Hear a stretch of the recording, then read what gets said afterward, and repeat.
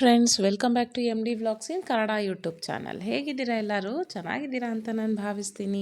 ಹಾಗೆಯೇ ಇದು ಬಂದುಬಿಟ್ಟು ಸ್ಯಾಟರ್ಡೇ ವ್ಲಾಗ್ ಆಗಿರುತ್ತೆ.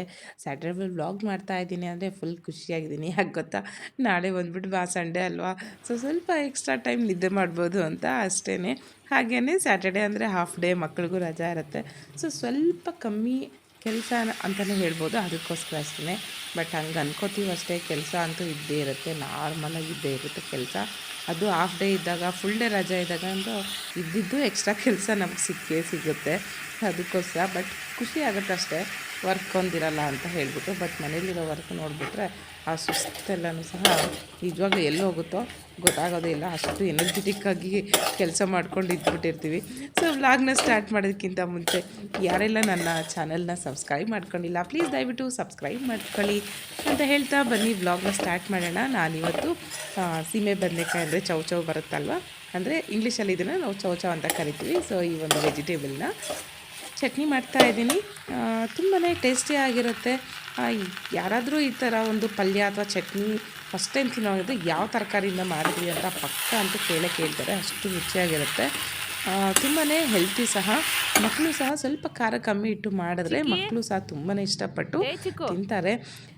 ಸರಿ, ಇದು ಒಂದು ಸ್ಯಾಟರ್ಡೇ ಆಗಿರೋದ್ರಿಂದ ನಾನು ಸ್ಕೂಲ್ಗೆ ಹೋಗಿ ಬೇಗನೆ ಬಂದೆ. ಬರೋ ಅಷ್ಟೊತ್ತಿಗೆ ಮಕ್ಕಳು ಮನೇಲಿ ಆಟ ಆಡ್ತಾಯಿದ್ರು. ಸರಿ, ಅವ್ರನ್ನ ಒಂದು ಸ್ವಲ್ಪ ಹೊತ್ತು ಮಲಗಿಸ್ಬಿಟ್ಟು ಆಮೇಲೆ ಅವ್ರಿಗೊಂದು ಸ್ವಲ್ಪ ಹೊತ್ತು ಪಾರ್ಕ್ ಕರ್ಕೊಂಡು ಹೋಗೋಣ ಅಂತ ಹೇಳಿಬಿಟ್ಟು ಅವ್ರನ್ನ 1.5 ಅವರ್ ಮಲಗಿಸ್ಬಿಟ್ಟೆ. ಸೊ ಇಲ್ಲ ಅಂದರೆ ಮನೆಯಲ್ಲಿ ರೆಸ್ಟ್ಲೆಸ್ಸು, ಕಂಟಿನ್ಯೂಸ್ಸಾಗಿ ಆಟ ಆಡಿ ಆಡಿ ಟಯರ್ಡ್ ಆಗಿಬಿಡ್ತಾರೆ. ಅವ್ರನ್ನ ಎನರ್ಜಿ ಡೌನ್ ಮಾಡೋಕ್ಕೆ ನಮಗೆ ಕಷ್ಟ ಆಗಿಬಿಡುತ್ತೆ, ಅಷ್ಟೊಂದು ಆಟ ಆಡ್ತಾರೆ. ಅದಕ್ಕೋಸ್ಕರ ಅಷ್ಟೇ. ನಂತರ ಇಲ್ಲಿ ಮಕ್ಕಳನ್ನ ನಾನು ಸಾಕು ಪಾರ್ಕಿಗೆಲ್ಲ ಕರ್ಕೊಂಬಂದು ತುಂಬ ದಿನ ಆಗಿತ್ತಲ್ವ, ಅದಕ್ಕೋಸ್ಕರ. ನಂತರ ಆಟ ಆಡಿಸ್ಕೊಂಡು ಮನೆಗೆ ಬಂದಮೇಲೆ ಬ್ರೋಕೊಲಿ ಇತ್ತು. ಸರಿ ಮಕ್ಕಳಿಗೆ ಮಾಡಿಕೊಡೋಣ ಅಂತ ಹೇಳ್ಬಿಟ್ಟು. ಸೊ ಈ ಬ್ರೋಕೊಲಿ ಎಲ್ಲ ಮಕ್ಕಳು ಡೈರೆಕ್ಟಾಗಿ ಕೆಲವರೆಲ್ಲ ತಿನ್ನೋದಿಲ್ಲ, ತುಂಬ ಚೂಸಿ ಇರ್ತಾರೆ ಮಕ್ಕಳು. ಅಂಥ ಮಕ್ಕಳು ಇದ್ರ ಟೇಸ್ಟ್ನ ಅಷ್ಟೊಂದು ಇಷ್ಟಪಡೋದಿಲ್ಲ.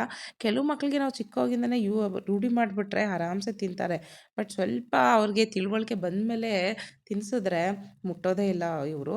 ನಮ್ಮ ಊರಿಗೆ ಇದರದ್ದು ಸೂಪೆಲ್ಲ ಮಾಡಿ ಕುಡಿಸ್ತಾ ಇದ್ದೆ. ಅವನು ತುಂಬಾ ಇಷ್ಟಪಟ್ಟು ಕುಡಿತಾ ಇದ್ದ ಸೂಪೆಲ್ಲನೂ. ಬಟ್ ಇವಾಗ ಅವನಿಗೆ ಇದ್ರ ಟೇಸ್ಟು ಇದು ನೋಡ್ರೇ ಬೇಡ ಅಂತ ಹೇಳ್ಬಿಡ್ತಾನೆ. ಅದಕ್ಕೋಸ್ಕರ ಮಕ್ಳಿಗೋಸ್ಕರನೇ ನಾನಿಲ್ಲಿ ಸರಿ ಮಂಚೂರಿಯನ್ ಥರ ಮಾಡೋಣ ಅಂತ ಹೇಳಿಬಿಟ್ಟು ಒಂದು ರೆಡಿಮೇಡ್ ಪೌಡ್ರ್ ತೊಗೊಂಡಿದ್ದೆ. ಒಂದು ಸ್ಟಾಲ್ಸ್ ಎಲ್ಲ ಇರ್ತಾರಲ್ಲ, ಸೊ ಆ ಥರ ಹೋದಾಗ ಅಲ್ಲಿ ತುಂಬಾ ಚೆನ್ನಾಗಿತ್ತು ಮಂಚೂರಿಯನ್ ಪೌಡ್ರು. ಜಸ್ಟ್ ಅದನ್ನು ಮಿಕ್ಸ್ ಮಾಡೋದಷ್ಟೇ. ಬಟ್ ಅದಷ್ಟು ಹಾಕಿದ್ರೆ ಸ್ವಲ್ಪ ಉಪ್ಪಾಗಿತ್ತು ಅವ್ರು ಮಾಡಿದ್ದು ಅವ್ರ ಪೌಡ್ರಲ್ಲಿ. ಸೊ ಅದಕ್ಕೋಸ್ಕರ ನಾನು ಅದಕ್ಕೆ ಸ್ವಲ್ಪ ಕಡಲೆ ಹಿಟ್ಟು, ಅಕ್ಕಿ ಹಿಟ್ಟು, ಸ್ವಲ್ಪ ಒಂದು ಚೂರೇ ಚೂರು ಏನಂತಾರೆ ಸೋಡಾನ ಹಾಕ್ಬಿಟ್ಟು ನಾನಿಲ್ಲಿ ಹಿಟ್ಟನ್ನ ಕಲಿಸ್ಕೊಂಡಿದ್ದೀನಿ. ನಂತರ ಬ್ರೋಕೊಲಿನ ಡೈರೆಕ್ಟಾಗಿ ಹಾಗೆ ಹಾಕ್ಬಿಟ್ರೆ ಮಕ್ಕಳಿಗೆ ಅದು ಸ್ವಲ್ಪ ಹಸಿ ಹಸಿ ಅನಿಸುತ್ತಲ್ಲ, ತಿನ್ನೋದಿಲ್ಲ ಇಷ್ಟಪಟ್ಟು. ಅದಕ್ಕೋಸ್ಕರ ಚೆನ್ನಾಗಿ ಒಂದು ಬಿಸಿನೀರಲ್ಲಿ ಚೆನ್ನಾಗಿ ಕುದಿಸ್ಕೊಂಬಿಟ್ಟು ಸ್ವಲ್ಪ ಮೆತ್ತಗಾದ್ಮೇಲೆ ನೋಡ್ಬೋದು ಇದೇನೇ ಪೌಡ್ರ್ ರೆಡಿಮೇಡ್ದು. ತುಂಬ ಚೆನ್ನಾಗಿತ್ತು. ಬಟ್ ಇದ್ರಲ್ಲಿ ಸ್ವಲ್ಪ ಸಾಲ್ಟ್ ಜಾಸ್ತಿ ಆಗಿತ್ತು. ಅದಕ್ಕೋಸ್ಕರ ಮತ್ತೆ ನಾನಿದು ಆಲ್ಟ್ರೇಷನ್ ಮಾಡ್ತಾಯಿದ್ದೀನಿ.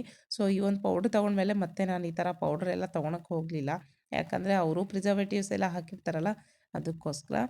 ನಂತರ ಇದಕ್ಕೇ ಸ್ವಲ್ಪ ಕಡಲೆ ಹಿಟ್ಟು, ಉಪ್ಪೇನು ಸೇರಿಸಿಲ್ಲ, ಯಾಕಂದರೆ ಆಲ್ರೆಡಿ ಅದರಲ್ಲಿ ಉಪ್ಪಿರೋದ್ರಿಂದ ಉಪ್ಪೇನು ಹಾಕಲಿಲ್ಲ. ಸ್ವಲ್ಪ ಖಾರದ ಪುಡಿ ಹಾಕ್ಬಿಟ್ಟು ಅರಿಶಿನ ಹಾಕಿ ಜಸ್ಟ್ ಮಿಕ್ಸ್ ಮಾಡಿದೆ. ಸೊ ನಾವು ಹೇಗೆ ಬಜ್ಜಿ ಬೋಂಡ ಕಲಿಸ್ತೀವಲ್ಲ, ಸೊ ಆ ಥರನೇ. ಸೊ ನಂದು ನಿಜ ಹೇಳ್ಬೇಕಂದ್ರೆ ಬಜ್ಜಿ ಬೋಂಡನೇ ಆಗೋಯ್ತು ಇದು, ಯಾಕಂದರೆ ಮಂಚೂರಿಯನ್ ಮಾಡೋಣ ಅಂದ್ಕೊಂಡೆ. ಸೊ ಒಂದೇ ಒಂದು ಹಾಕಿಕೊಟ್ಟೆ ನಮ್ಮ ಊರಿಗೆ ಟೇಸ್ಟ್ ನೋಡಿ ಇಷ್ಟ ಆಗುತ್ತಾ ಇಲ್ವಾ ಅಂತ ಒಂದು ಹಾಕಿ ಟ್ರೈ ಮಾಡಿದೆ. ಅವನು ಮತ್ತು ಚೆನ್ನಾಗಿದೆ, ನನಗೆ ಹಿಂಗೆ ಕೊಡು, ನನಗೆ ಇಲ್ಲೇನು ಹಾಕಬೇಡ ಅಂದ. ಸರಿ ನಮಗೂ ಒಂದು ಸ್ವಲ್ಪ ಕೆಲಸ ಕಮ್ಮಿ ಆಗುತ್ತಲ್ವ ಅಂತೇಳಿದೆ. ನಾನು ಈ ಬ್ರೋಕೊಲಿನ ಜಸ್ಟ್ ಬೋಂಡ ಥರ ಮಾಡಿಬಿಟ್ಟು ಕೊಟ್ಬಿಟ್ಟೆ. ಜಸ್ಟ್ ಅವ್ರಿಗೆ ಹೇಗೋ ಅಂದಾಗ ತಿಂದರೆ ಸಾಕಲ್ವ, ಅದಕ್ಕೋಸ್ಕರ.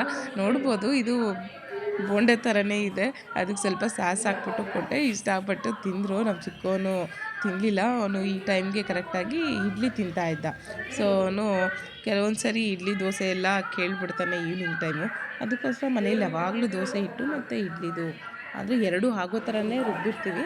ಸೊ ಅವ್ನು ಯಾವ್ದು ಕೇಳ್ತಾನೆ ನಾನು ಹಾಕ್ಕೊಡ್ತೀನಿ. ಸೊ ಇಲ್ಲಿಗೆ ಈ ಒಂದು ವ್ಲಾಗ್ನ ನಾನು ಎಂಡ್ ಮಾಡ್ತಾಯಿದ್ದೀನಿ. ವಿಡಿಯೋ ಇಷ್ಟ ಆಗಿದ್ದರೆ ದಯವಿಟ್ಟು ಲೈಕ್ ಮಾಡಿ, ಶೇರ್ ಮಾಡಿ, ಹಾಗೆ ಸಬ್ಸ್ಕ್ರೈಬ್ ಮಾಡಿ. ಬಾಯ್.